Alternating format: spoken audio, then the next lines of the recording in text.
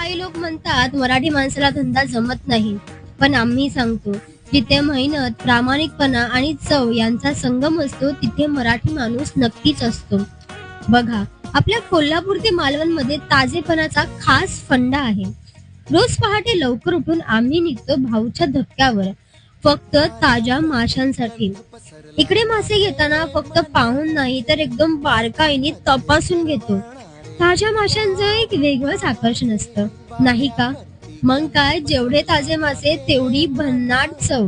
कोल्हापूर ते मालवण मध्ये रोज ताजे मासे येतात, खास पारंपरिक मसाल्यांसोबत तयार होतात.